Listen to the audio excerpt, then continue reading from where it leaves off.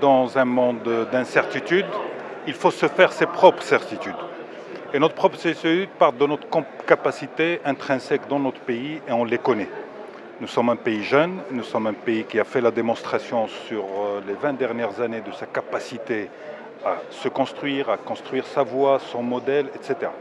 Nous sommes en plein débat autour de modèles de développement et c'est une opportunité pour toutes les composantes de la société de s'exprimer. Parce que les choix qui seront arrêtés devraient être des choix partagés par l'ensemble de la composante de la société marocaine. On a fait de belles choses, il y a des choses que nous n'avons pas encore réussies. Une meilleure intégration, une meilleure inclusivité, une meilleure lutte contre la pauvreté, une meilleure insertion de nos jeunes, un environnement beaucoup plus dynamique, moins figé. Il faut qu'on oxygène notre économie, il faut qu'on oxygène notre société pour pouvoir véritablement accélérer le rythme. Ceux qui avanceront aujourd'hui feront partie de ceux qui vont exister demain. Et donc nous avons les ingrédients, tous les ingrédients, pour pouvoir réussir ce défi. Nous sommes un pays africain engagé en Afrique. Nous sommes un pays méditerranéen engagé en Méditerranée.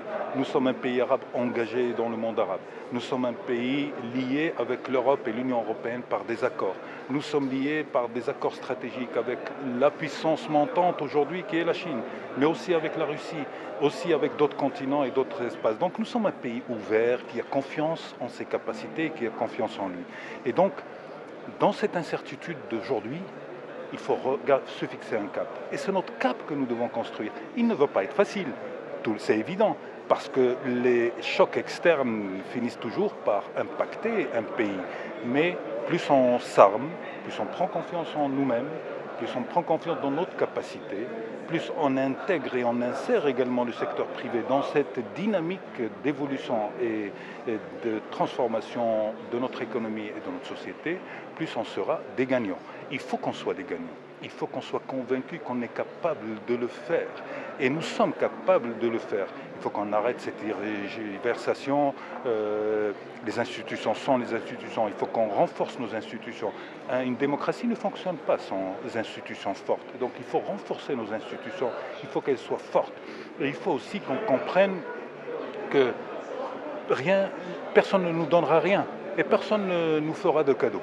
Et il faut qu'on comprenne qu'il faut qu'on compte sur nos moyens et sur nos capacités et être confiant dans notre avenir.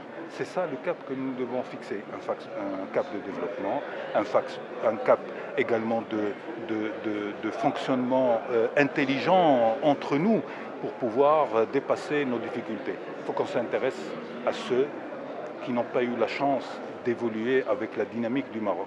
Eux, et en s'intéressant à eux, on fera que le Maroc sera mieux équilibré, mieux entreprenant, mieux rassuré, parce qu'il faut rassurer, et c'est de cette manière que nous pouvons véritablement relever le défi de l'époque. C'est un défi complexe, et nous avons tellement d'opportunités à saisir.